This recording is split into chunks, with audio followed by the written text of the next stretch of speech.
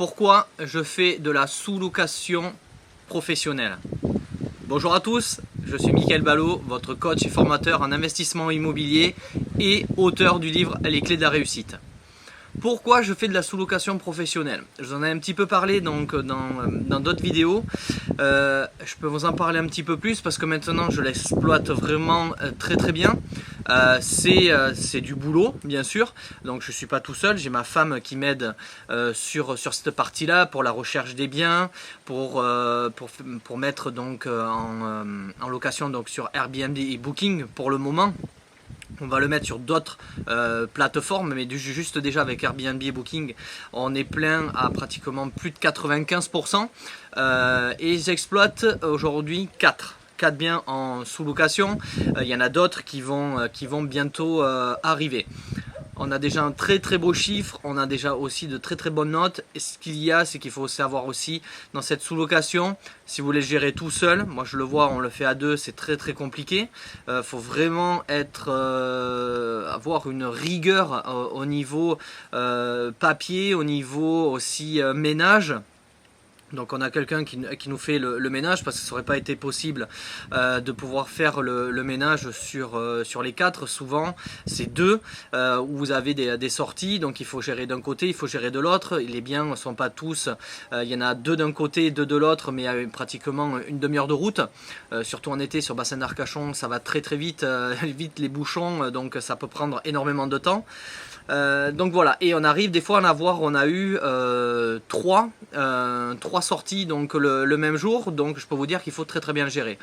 On arrive à bien le gérer parce que là au jour d'aujourd'hui où je vous fais la vidéo, on est actuellement en vacances au Portugal et mes biens sont gérés. Il n'y a pas encore de gérant qui est mis dessus, ça va pas tarder, c'est ce qu'on est en train de s'occuper puisqu'on veut absolument tout déléguer derrière. Donc là on met vraiment tout en place. Aujourd'hui, tout ce qui est, donc pour le moment on n'a eu que des biens où on a mis les meubles dedans, où on a fait nous-mêmes la décoration, donc ça fait super plaisir d'avoir des bonnes notes et surtout aussi de très bonnes notes au niveau du ménage, parce que ça c'est très important en plus avec cette période de Covid, et en plus qui reprend sur la Gironde, avec tous les touristes qui sont venus, donc il faut vraiment bien tout désinfecter absolument partout, on laisse des gels hydroalcooliques dans toutes nos locations. Donc voilà, la sous-location professionnelle, qu'est-ce qu'on a fait? On a pris le bien, bam, on l'a de suite en 3-4 jours, même pas, on a réussi à mettre donc tous les meubles parce qu'il faut tout acheter, il faut tout mettre derrière. Donc j'avais déjà des meubles, on va dire en stock, puisque je fais d'autres rénovations ailleurs. Donc du coup on s'est dit on va prendre ces meubles là, comme ça on gagne du temps sur la mise en location, puisque qu'est-ce qui se passe à chaque fois? On commence à mettre en location, le lendemain c'est déjà il y a une dizaine de jours, voire 15 jours de réservés. Ça vous pouvez le voir sur d'autres vidéos que je vous ai parlé sur YouTube. Voilà, donc ça c'est vraiment quelque chose de très bien. Par contre il faut respecter les règles. Vous savez très bien qu'aujourd'hui vous avez une résidence principale, vous pouvez la louer, c'est 120 jours par an. Donc déjà 120 jours par an, si vous êtes bien placé, ça met un petit peu de beurre dans les épinards, c'est quand même assez sympa. Et après vous avez, si vous-même vous avez un appartement que vous louez vous partez par exemple un mois en vacances et vous dites je vais le sous-louer quoi, en gros, le problème qu'il y a c'est que vous allez sous-louer le montant de votre loyer, donc au pire ça remboursera votre loyer, mais vous ne dégagerez pas ce qu'on appelle entre nous investisseurs du cash flow.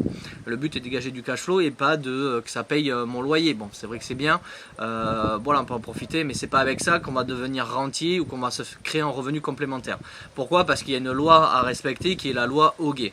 Nous on fait de la sous-location professionnelle, comme je dis bien professionnelle, donc on a une société qui est dédiée absolument à ça. Vous pouvez le faire soit en auto-entrepreneur, sauf que moi je ne cherche pas de faire de l'auto-entrepreneur, on cherche carrément en société pour pouvoir déduire les meubles, les charges, absolument tout ça.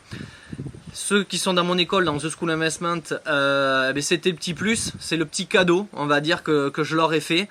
C'est-à-dire que maintenant, s'ils veulent faire de la sous-location, je les aide à pouvoir, s'ils ne peuvent pas emprunter, c'est en plus en vue du Covid, donc il y en a qui sont toujours en arrêt de travail, on va dire, c'est pas un arrêt de travail, ils sont payés quand même, mais en chômage partiel, pardon.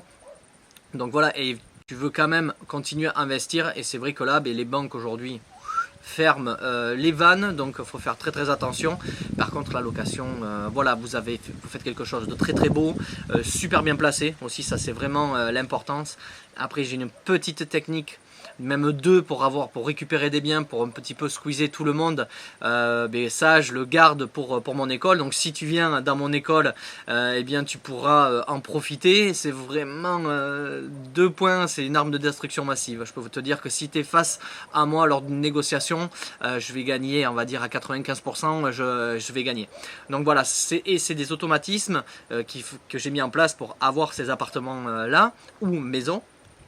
Et du coup, voilà, c'est top. Quand tu vois que sur 4, je dis bien 4 appartements, on a commencé à louer en juin, donc 2, et après les 2 autres sont arrivés donc fin juin, et le dernier est arrivé il y a à peu près 15 jours en juillet.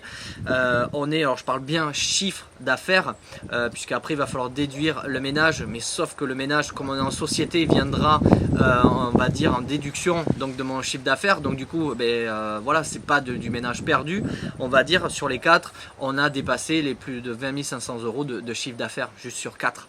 Donc c'est juste pour te dire que c'est vraiment des très très gros chiffres. Et là j'étais actuellement en train de faire le check donc de tout ce qui a été payé d'Airbnb et Booking. Quand vous mettez le compte et vous voyez virement Airbnb, virement Booking, bam bam bam, vous voyez les comptes monter, oui ça fonctionne vraiment. Il faut vraiment mettre les choses en place, c'est ce que j'ai fait, j'ai bien mis les choses en place. Mais la sous-location, voilà, c'est vraiment une arme de plus aujourd'hui, par contre qui est vraiment très très réglementée. Il faut vraiment pas faire n'importe quoi. J'ai failli faire une bêtise au début en partant en nom propre. Heureusement, avant de signer le bail, j'ai pris donc le bail professionnel qu'il fallait, et puis voilà, maintenant c'est parti, ça roule. Le but est de partir sur 10 sous-locations. Et après, qu'est-ce que j'ai fait à côté?